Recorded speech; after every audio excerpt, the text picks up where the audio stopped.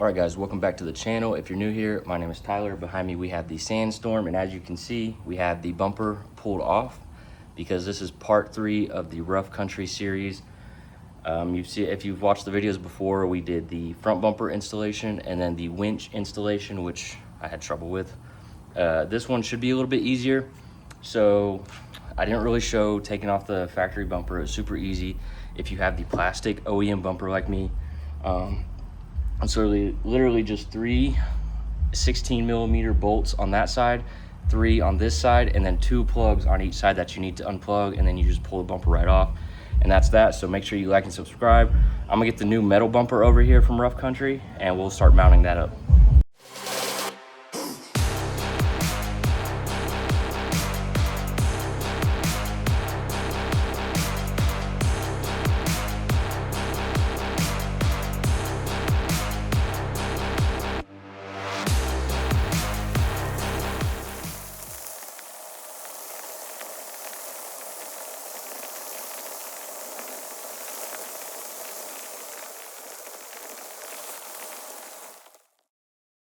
All right guys, so I skipped a few steps because they were similar to the front bumper installation. So if you want to see how to do that, you can watch the front bumper installation.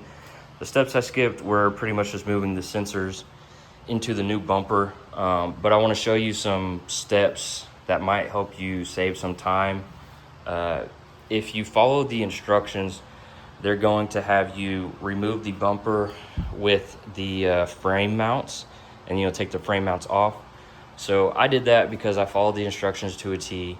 But I want to let you know that you can take these 3 bolts from underneath the bumper, remove the bumper off, and you can leave the frame mounts on, so you don't have to mess with those. You'll leave those because honestly, now I have to put those back on to put the new bumper on, and that's pretty much the last step other than wiring up the lights and the new license plate frame. But anyways, that'll save you some time. The only portion that you will have to do is remove the tow hook, but not a big deal. So honestly, just remove the tow hook, leave the frame mounts. You don't need to remove them with the bumper. You can remove the bumper without removing that, so that'll save you some time. But anyways, we've got the lights installed here. They do send you some brackets. They do send you some of these vented brackets if you decide you don't want to run the lights. I don't know why you wouldn't want to run the lights unless you just don't want to wire them up, I guess. And then I moved the sensors over, pretty much the same process as the front brackets. And then you have 3 4mm bolts to hold on this top trim piece. And I've got that on there pretty tight. But this bumper's nice, and now we've got all that installed. That's the process. Now we just have to mount the bumper to the frame, bolt it down, and I will do the wiring of the lights tomorrow. But at least for now, I'll zip tie these up and we will have this mounted to the Bronco. So let's go ahead and start that step. Okay, completely disregard what I said about those. You do have to remove those because the bumper is going to directly mount to the frame where that came off of. So this will add a bunch of structure or support for when you hook up to the tow hooks connected to the bumper. So this will be connected directly to the frame instead of that being connected to the frame and your bumper being bolted to this. So this will make your bumper stronger, more sturdy, and able to actually tow or pull things out with the bumper. So you've got tow hooks just on the other side of this. So you'll take off your factory tow hook, take those off. This will mount directly to the frame, so disregard what I said earlier. So let's go ahead and move forward with getting this mounted up. And then before you actually mount the bumper, you're gonna take these little brackets. You have one for the passenger and driver side, and you're actually gonna come over to this opening of your frame, and you are going to, there's 2 holes right here. You're gonna line these up with those holes. And that will be where your bumper is going to mount to the side of here and under here as well. So now I can add this here. I'm going to do the driver's side one, and then I'm going to lift up the bumper and we'll bolt that down. So you're going to have a total of 1, 2, 3, 4 bolts on each side holding your bumper onto the frame right here. If there's any more spots, I will show you where it's bolted on out, but from what I see, this is about where it's going to be bolted. So let's move forward. All right, so we finished up with the bumper late last night. That's why I didn't really show you guys it finished up.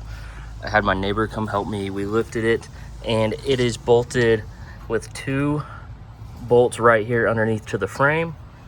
And then if you come over to the side, there is 2 bolts right here also bolted into the frame.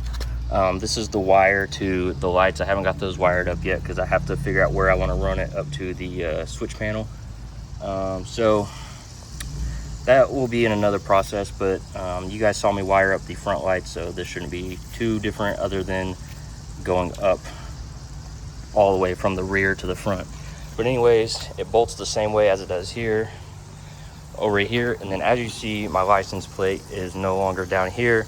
It is up here now. So we'll talk about that in a second. But I wanted to give you a little tip. When you read the instructions, it doesn't tell you exactly when to tighten these up.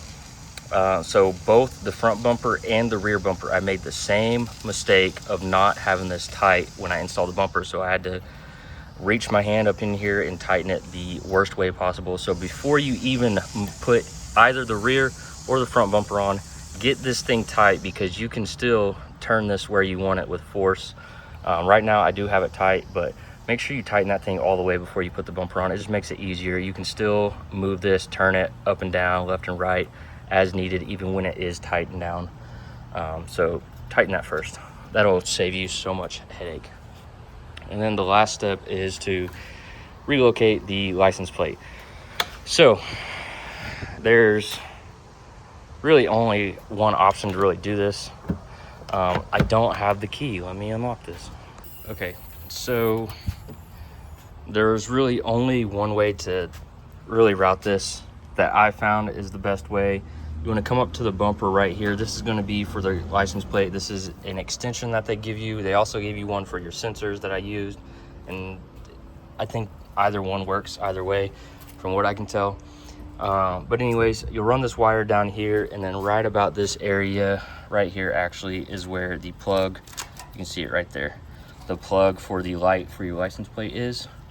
So you'll run it from there. I still need to do some zip tying. You'll run it from there up through here, and you want to zip tie it to this harness so that it's out of the way and doesn't get in this hinge or anything and get all cut up. So I still need to figure out how to pull it back a little this way, because I think it's getting caught right there. And then you route it through here. I had to take this off, and you'll see about this area right here, there is a hole in your tailgate where you will push that through, and you'll push that through that hole. And then if you come here, I actually took the tire off, but you can see it back there. There's like these little vents where you can push wires through. So they're set like this, like shutters, and they move like that. So you push the wire through, you can move the shutter up and pull the wire. So that's what I did. And then right there, you can actually see where the wire came through. So we've got the wire right here. I actually have too much. I think I need to actually pull some back. But we've got that ran up through the spare tire holder, up here through the wheel, and then through the wheel it is plugged into the back of the light there. So you still have your light and your license plate holder. So I'm not really a big fan of the license plate being up here. I would have much rathered it be down here on the bumper. Do I really need 2 toe shackles? Probably not. So if they could have just got rid of this one, left that one, and put the license plate there, I would have much rather do that. But I guess all things considered, your license plate is out of the way from getting hit down there. So, you know, if you actually trail your Bronco or whatever. But this is mounted to the frame. So these are strong points to tow and get people out of, you know, Jeeps and Toyotas and things like that. Get them unstuck. So that's a good point for that, because it is attached to the frame. The frame is directly behind that. Same as this one, the frame is directly behind that. So those are 2 strong points to tow. And then if you guys have seen my previous video, I did install the tow hitch. So we still have the tow hitch where we can install another one. I just use that for my bike rack for now. But this is part 3 of the Rough Country series finished. We've got the rear bumper with the lights installed. We've got the front bumper with the lights installed. Little shout out to the sandworm over there. He's not neglected, I promise. We've got stuff in store for him. But we've got the lights installed, the front bumper, and then the winch down here. And we'll see if this gets muddy or not. If this ends up collecting a bunch of mud or anything inside there, then I'll pull this skid plate out, pull the winch out, and I will move the winch to up here instead. But I like the winch down here. To me, it's just cleaner looking rather than having the winch right there. And I think I want to either put a light bar underneath this bar or do some KC, those KC lights, like 4 of them going from here to here. So we'll see. That might be in store. We do have things in store for the Canyon, later date.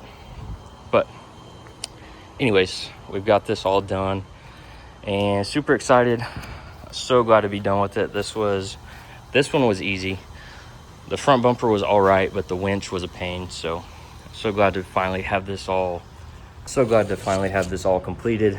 Now I can clean up my garage, take a breather, not install something for a while. But yeah, anyways, if you guys enjoyed the video, make sure you like and subscribe. I will drop down a link to all these products, and I will also drop down a link to Silo Hill Customs where you can get 10% off up to $500 in value on this. So check that out. Anyways, I'll see you guys in the next video.